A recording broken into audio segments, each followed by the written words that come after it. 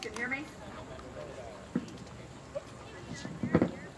Those in the back, if you'd like to come across and join us, we'd love for you to. Looks like a bigger crowd. And it's well, it is shady back there, but you'll see things from the front rather than from the back.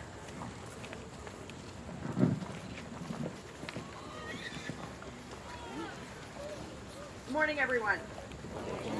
Senator Keenan, Representative Deal, Abington officials, family, friends, and guests. Thank you for being here this morning for this very special dedication.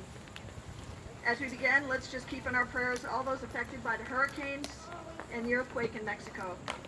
And let us also pray for peaceful outcome of the situation with North Korea. We begin our presentation today with the presentation of colors by Abington Color Guards from Post 112 of the American Legion, Post 5737 of the VFW, Post 2 of the Vietnam-era veteran, and the Abington Fire Department. Jessie Chris, a local singer who has made her mark in Nashville, performing with some of the biggest stars, and one of Disney's faces of its anti-bullying campaign, will sing the national anthem.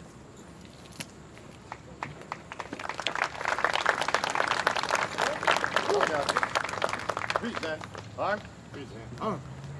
Oh, say, can you see by the dawn's early light what so proudly we hailed at the twilight's last gleaming, whose broad stripes and bright stars through the perilous fight o'er the ramparts we watched were so gallantly streaming, and the rockets regular, the bombs bursting in air, gave proof through the night that her flag was still there.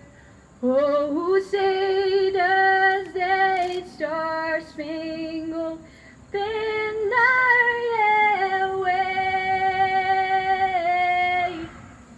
o'er the land of the free and the home of the brave?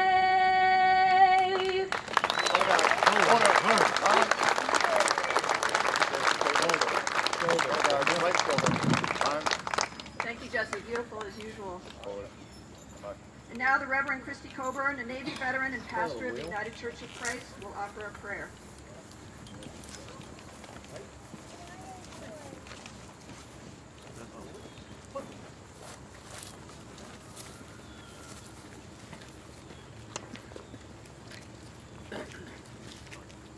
So today we are here to talk about and pray about and to remember 9/11, a day in our history that holds a dark spot in all of our hearts. But Christy, because she is such a kind and caring woman, has asked that I also invite you to keep close in your hearts and prayers others in our world who so desperately need it. While we are here today, we need to focus our prayers on the memory of what happened in September 16 years ago. But we also lift up prayers for those in Mexico and California who are suffering the devastating consequences of earthquakes. As well, let us keep in our hearts and prayers those who are continuing to clean up after the dreadful hurricanes Harvey, Irma, and Maria. God knows, just like we do, that there are many places and many people and many situations around the globe that need our love and prayers. So please keep them all in your hearts today. And now let us turn our attention to the reason for our gathering here, the dedication of this sacred 9/11 memorial. Will you pray with me?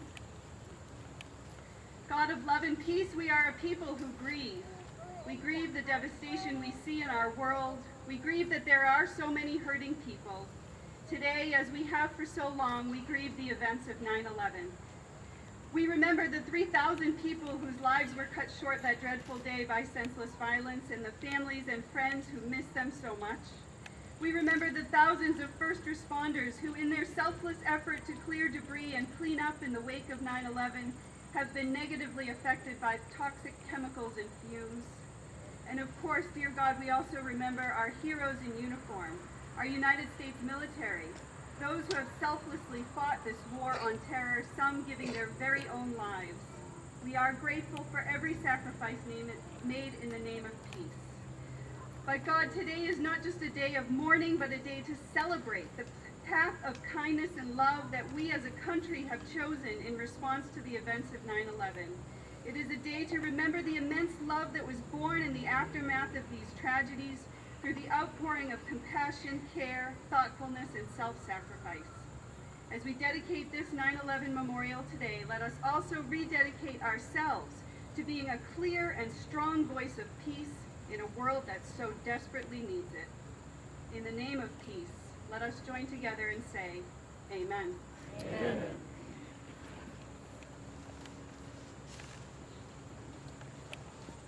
And today we're joined by my kids. The girls came up from New York, and my son from Boston, all the way from Boston. And Jeff's family is here, his sister, his father, and his brothers, sister-in-law and nephew. And as I mentioned at the road race, Jeff's mom passed away in late December. And I know as difficult as it is to be at things like this, I know this is a day that she would have been proud of and would have not wanted to miss. So, and we miss her every day along with missing Jeff. And we're honored to have with us today our state representative, Jeff Deal, who has always reached out to help in some way over the years. Jeff?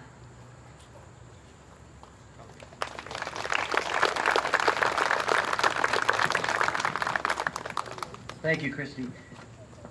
So good to see so many people out from the community today, and it is so good to see a memorial in place. It is so important to recognize what happened. There probably is nobody in this audience, maybe just a handful who are too young to remember where you were on that day, but to have a reminder and to be able to explain to future generations what happened is extremely important. So thank you to everybody who made this possible, first of all.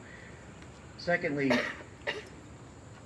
my mother was a flight attendant. I told this to Christy a while ago, I believe, and every time I heard about a plane crash, my sisters and brothers and I would immediately kind of think about, was it a United Airlines flight? And if it wasn't, we could, in our minds, somewhat relax. And then, if it was United, we would try to see if one of us knew the flights that my mom did. And she did this for 40 years, so it became just a natural reaction for us. And when 9/11 happened, my first reaction was to just think, was it a United flight that had hit the first building? And it wasn't. It was an American Airlines Flight 11.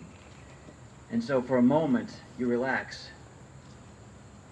Then the second plane hit, and you realize it is much more than an accident. It was a terrorist act, and our country was under attack.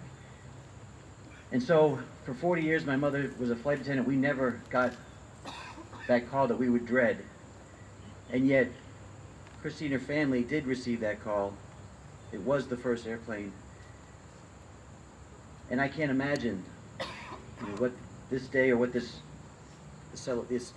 monument can mean to you, but I know this one thing, and that is that in Jeff's memory, Christy turned what was a devastating effect on her family into something very positive for this community. The Coombs Foundation, the work it does, the work that Christy does pretty much every single day is a monument of its own to Jeff and to using a tragedy to help other people with the funds and the resources she has. So I think of 9/11 because of knowing Christy, because of Abington and the community that has rallied around her for years ever since, as a good outcome, the best outcome you can have for a terrible tragedy. But again, it is so good to have a memorial to remember that we need to always think about each other in times of trouble and when there isn't an immediate emergency as well. So thank you, Christy, for having me here today, and thank you for the work you've done.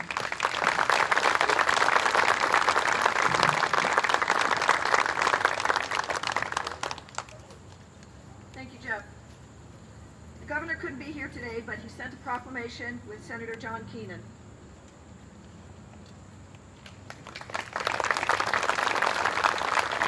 Thank you, Christy. Good morning, everybody. It is an honor to be here today and to bring you the greetings of the Governor of the Commonwealth of Massachusetts and the Massachusetts Legislature, my colleague, Jeff Deal. I have here a citation, a proclamation from the governor, which I will read to you and then present to Christy. And Christy, I want to thank you for everything that you've done, as the representative said, for turning a great tragedy into a great symbol of hope for people. So thank you to you and your family, to them. We so much treasure that. Thank you. Whereas on September 11, 2001, the United States of America suffered the worst terrorist attack in its history, resulting in the loss of 2,977 souls and injury to more than 6,000 others. And whereas more than 200 of the victims of the September 11th attack had ties to Massachusetts. Whereas the brave and self-sacrificing actions of passengers on United Airlines Flight 93 prevented further loss of life and demonstrated the resolve and grit of Americans when under attack. Whereas the heroic first responders in New York City and Washington, D.C. rushed towards danger and into the dark unknown, going above and beyond to treat the injured and find the lost. Whereas when our enemies attempted to divide and defeat us, they instead brought us closer together. United we stand, to mourn the dead, comfort the survivors, and pray for all. Whereas we commemorate the 16 years since that dark day by celebrating the lives of those we lost, honoring the sacrifices of our firefighters, police officers, and EMTs, and renewing our pledge to never forget. And whereas this year and every year, we encourage community service, donating blood, volunteering, and other acts of kindness to serve as a tribute to the victims. Whereas the men and women of our armed services continue to fight for our freedom, putting themselves in harm's way to prevent another terrorist attack on American soil. Now therefore, I, Charles D. Baker, Governor of the Commonwealth of Massachusetts, do hereby proclaim September 11, 2017 to be September 11th Day of Remembrance, and urge all the citizens of the Commonwealth to take cognizance of this event and participate fittingly in its observance. Given at the Executive Chamber in Boston this day of September in the year 2017, and of the independence of the United States of America, the 241st, by His Excellency Governor Charles D. Baker, Lieutenant Governor Karen E. Polito, and attested to by William Francis Galvin, Secretary of the Commonwealth. Christy, thank you so much, and I just hope that this memorial, over the next generations, as people drive by, will say thank you for doing this, thank you for causing us to remember, thank you for honoring those who lost their lives and those who responded, and let us hope that each time they drive by, they're able to say a prayer, thank you that we have peace as a result of this and the remembrance of what we've done as a response.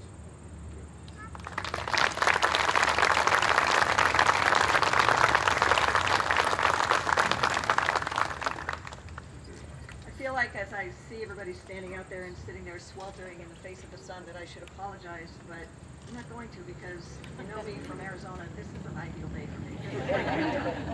And I'm loving it. So. Now, Abington resident Alyssa Cruz, a student at Bridgewater State University, will sing a song that rings very loud and clear these days, Let There Be Peace on Earth.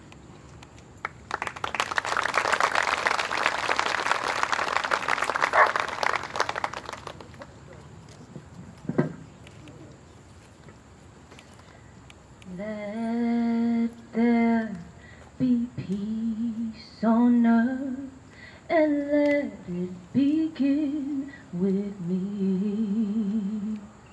Let there be peace on earth, the peace that was meant to be, with God as our Father, and brothers all are we. Let me walk with my brothers in perfect harmony. Let peace begin with me. Let this be our moment now. With every step I take, let this be our solemn vow, to take each moment and live each moment with peace eternally.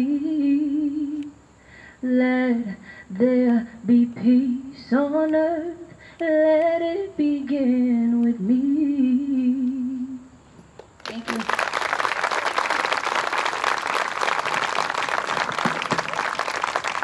Thank you, Alyssa. She literally had 2 days to prepare for this. We called her on Friday, and she wasn't familiar with the song to that extent, so she taught it to herself. So thank you very much. We all probably remember where we were 16 years ago on September 11, 2001. It's one of those days that anyone old enough to remember knows exactly where they were and what they were doing the moment they heard. I can pretty much play back the morning for you, from the time I dropped Jeff off at the train at 6:02 and got what would be my last goodbye, my last kiss, my last glimpse of him, to watching it unfold on Good Morning America after putting the kids on the school bus and realizing that it was probably Jeff's plane. Abington reacted as it always has and as it always does in times of need. People stepped up with incredible support for my family. 10 years later, I heard that towns, even those with no direct connection to 9/11, were building memorials using a piece of steel from the World Trade Center towers. I contacted the Port Authority Police, the keepers of the steel, and applied for one to eventually become part of a memorial in Abington. Weeks later, some friends and I went to JFK Airport where they were storing all the debris from what was then called Ground Zero. And we picked up this 250-pound I-beam. I know Jeff was with me that day, and I know my kids are going to be shaking their heads. Because while they think I'm crazy, I believe dragonflies are a sign of the spirit. The morning before leaving for New York, a dragonfly was on the wall in my kitchen. I wasn't able to catch it, so I left it there.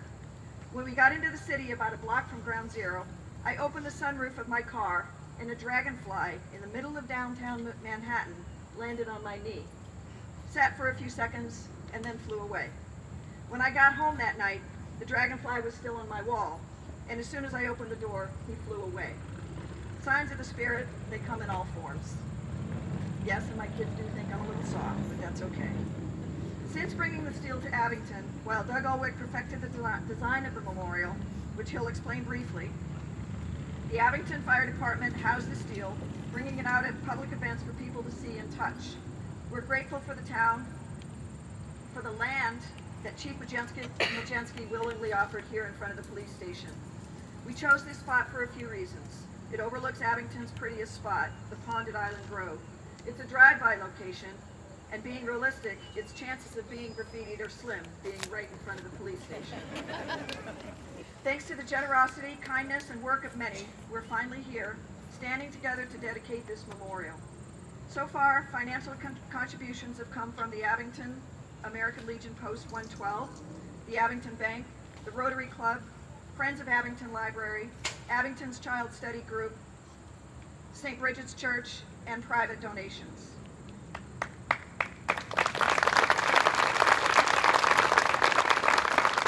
Many thanks go to Doug for donating his time and talent and acting as project manager to get this done, and to the following for donating their time and service: the Abington Highway Department, Police and Fire, Sean Riley, Glenn LaPointe Company, Siones, Macaulay & Sons Concrete, Graziano Ready Mix, Jeff Poirier and Quincy Memorials, and Russell A. Wheatley and Company. And now Doug will explain the design to you.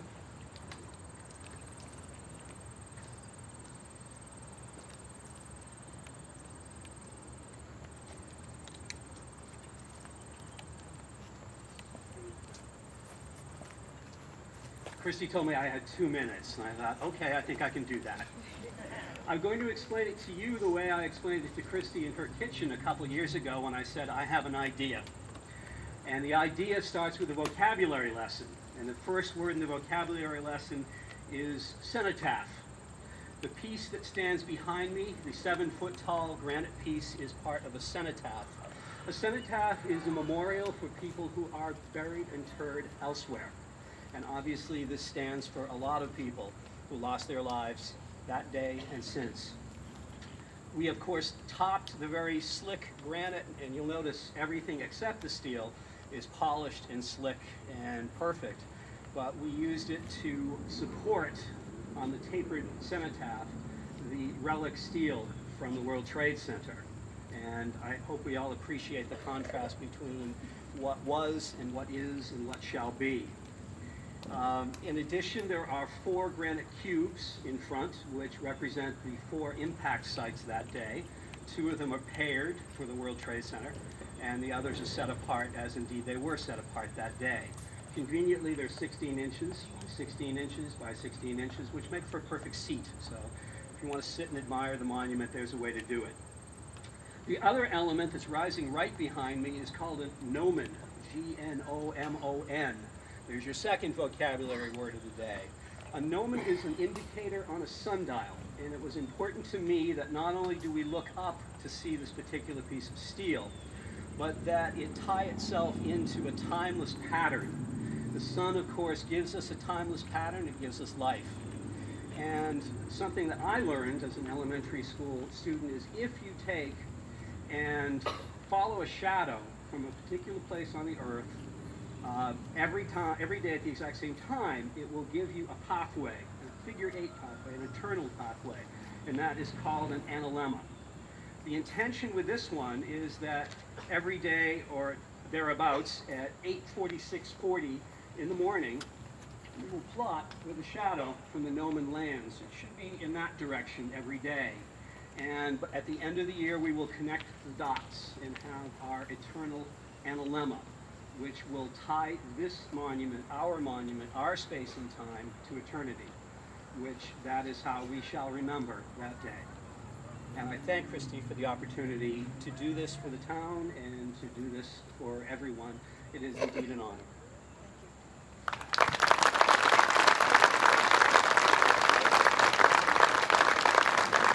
Thank you very much, Doug. It's important to note that I never intended for this to be a memorial to Jeff, but to all those who died that awful day, and to the many heroes who died in response to the attack, as it says on the temporary dedication that will be made permanent in a bronze plaque right down here. My hope is that it will serve as a reminder, not so much of the horror of the day, but of how we supported each other with acts of kindness in the face of fear and tragedy, how even the politicians came together across party lines, and how we discovered a new appreciation of and reverence for our flag.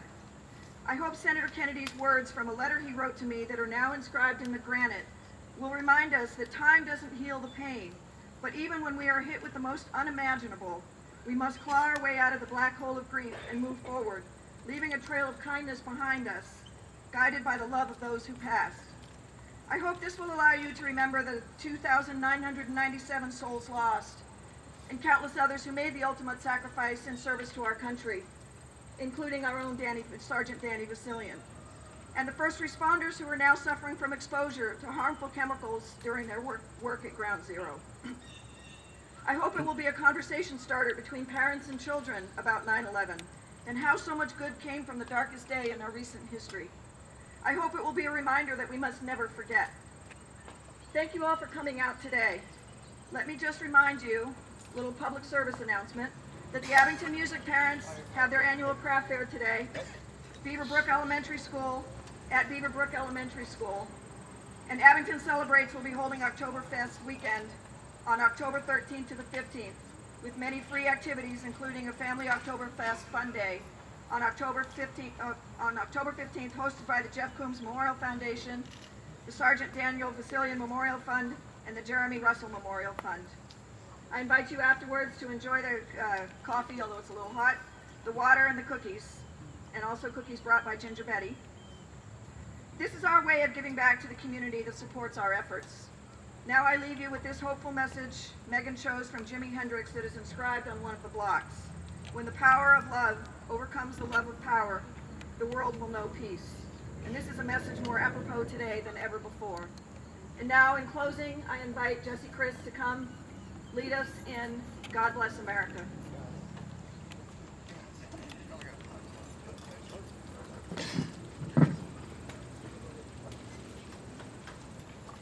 God bless America, land that I love. Stand beside her and guide her through the night with the light from above, from the mountains to the prairies, to the oceans, white with foam. God bless America, my home, sweet home.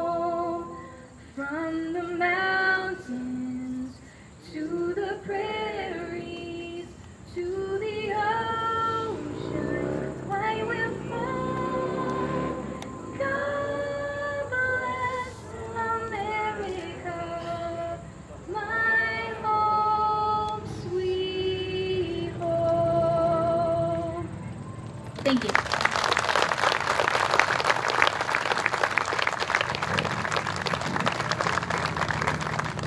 Thank you very much for coming out today, and I hope everyone is okay with suffering from this.